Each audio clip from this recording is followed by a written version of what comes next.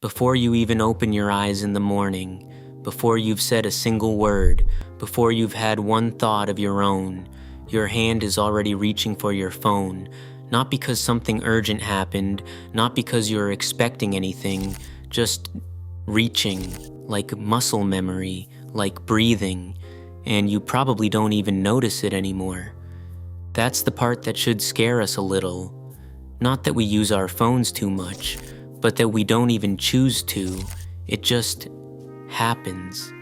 And if you've ever tried to stop, really tried, you know how hard it is. You put it down. You last maybe 10 minutes, and then somehow it's back in your hand again, and you don't even remember picking it up. That's not laziness, that's not weakness, that's not a willpower problem. That's your brain. And it's doing exactly what it was trained to do. Here's what most people don't know about phone addiction. It has nothing to do with self-control and everything to do with dopamine.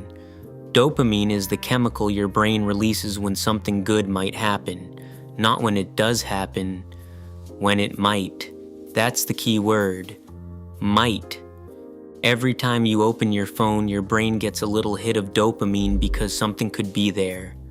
A message, a notification, something interesting, something that makes you feel connected or seen or entertained. Sometimes there is something, sometimes there isn't, but your brain doesn't care either way. The possibility alone is enough. Psychologists call this a variable reward system, and it's the same mechanism that makes gambling addictive. You don't keep pulling the lever because you always win, you keep pulling it because you might. Your phone is a slot machine in your pocket and your brain is playing it all day long. But here's the part nobody talks about.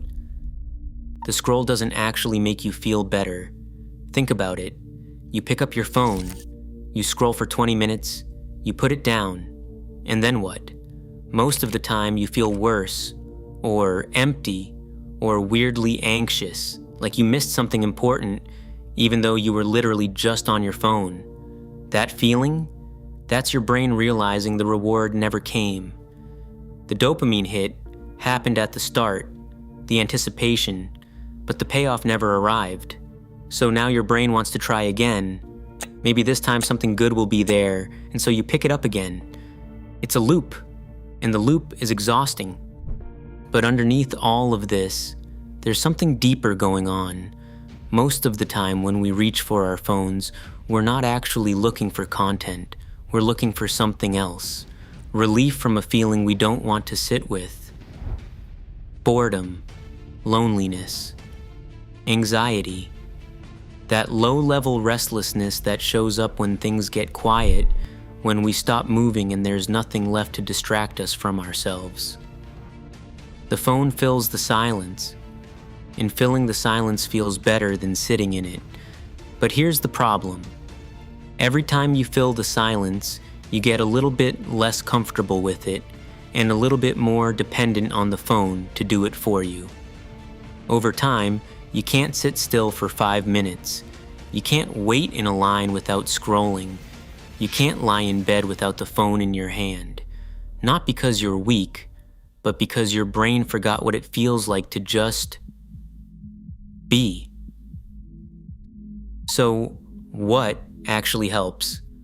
Not deleting your apps, not leaving your phone in another room. Those things work for a day, and then you're right back where you started.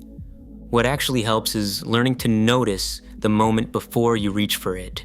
That tiny moment, the discomfort, the boredom, the restlessness, that's the thing worth paying attention to. Not the phone, not what's on it. The feeling that made you want to pick it up in the first place.